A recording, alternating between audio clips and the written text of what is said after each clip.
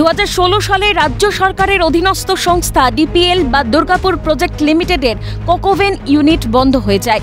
এরপর সংস্থার কর্মীদের খাদ্য দফতর বিডিও অফিসে বদলি করে দেওয়া হয়। অভিযোগ, এই বদলি হওয়া 18 জন কর্মীদের বাঁকুড়া, পুরুলিয়া, মেদিনীপুর সহ বিভিন্ন জেলায় পাঠানো হচ্ছে। পুজোর মুখে এহেন সিদ্ধান্তের প্রত্যাহারের দাবিতে ডিপিএল এর প্রশাসনিক ভবনের সামনে শুয়ে পড়ে তুমুল বিক্ষোভ দেখায় বদলি হওয়া কর্মীরা। অবিলম্বে ডিপিএল কর্তৃপক্ষ ও সংশ্লিষ্ট সরকারি দফতরের আধিকারিকেরা এই সিদ্ধান্ত পুনর্বিবেচনা করার আর্জি জানান বলে দাবি ডিপিএল কর্মীদের। সেই সঙ্গে বদলি হওয়া শ্রমিকদের ভাতা কমিয়ে দেওয়া থেকে শুরু করে আরও একাধিক অভিযোগ উঠেছে। কিন্তু কোনো সমস্যার সমাধান না করে কেন আচমকা বদলি করে দেওয়া হচ্ছে কোন ডিস্ট্রিক্ট থেকে ভিন জেলার প্রত্যন্ত অঞ্চলে, প্রশ্ন আন্দোলনকারীদের। সমস্যার সমাধান না হওয়া পর্যন্ত আন্দোলন চলবে বলে জানিয়েছেন আন্দোলনকারীরা।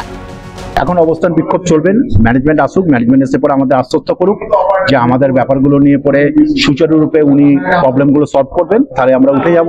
আমাদের সমস্যা হচ্ছে আমরা তেমন কিছু পাপ করিনি, যে আমরা দুর্গাপুর থেকে গিয়ে বাইরে কাজ করবো, আর যারা ভিতরে কাজ করছে বা যারা ডিপিএল কাছে তারা বিশাল বড় পুণ্যেরও কাজ করেনি যে তারা এখানে কাজ করবে। ওভার ফোন আমরা জিএমএইচআর এর সঙ্গে কিছু কথা বলি, কিন্তু উনি আমাদেরকে এই বিষয় কিভাবে সমাধান করা যায়, কি যায় বা কিভাবে করতে হয় সেই সুনির্দিষ্ট কিছু প্রস্তাব আমাদের কাছে ছিল, আমরা ভেবে রেখেছিলাম।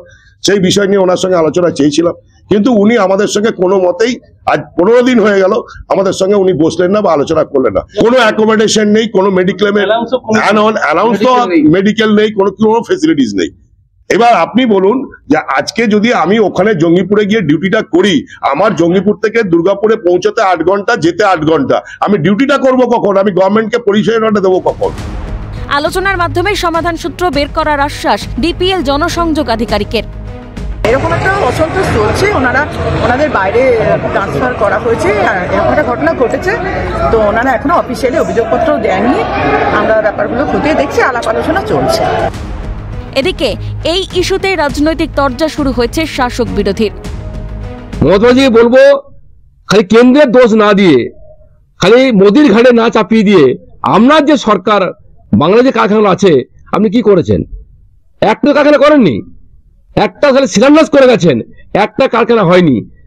আজকে পশ্চিমবঙ্গে 55 লক্ষ বেকার যুবক, দুর্গাপুর থেকে শুরু করে সারা বাংলার বেকার যুবকরা আজ দিল্লি, গুজরাট চলে যাচ্ছে, শিল্প চলে যাচ্ছে, একটা শিল্প আসেনি।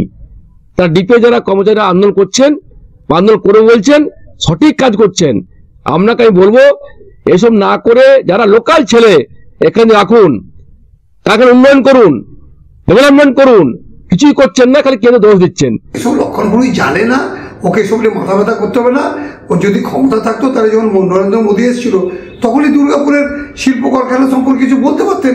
এমএমসি কখন খুলবে, বিওজিএল কখন খুলবে, হিন্দুস্তান ফার্টিলাইজার কখন খুলবে, ডিবিসিতে কত চাকরি হবে, দুর্গাপুর স্টিল প্ল্যান্টে কত চাকরি হবে, এসব নিয়ে লক্ষণগুলোই জানে না, একটা বলতে হয় বলে দিয়েছে। দুর্গাপুরের যে ডিপিএল এর যে প্রশাসনিক ভবন রয়েছে, সেই প্রশাসনিক ভবনের মূল গেট, সেই মূল গেটের সামনে তারা বসে পড়ে বিক্ষোভ শুরু করেছেন এবং তাদের দাবি অবিলম্বে এই বিষয়ে তাদেরকে একটা লিখিত প্রতিশ্রুতি দিতে হবে এবং সমস্যার সমাধান করতে হবে।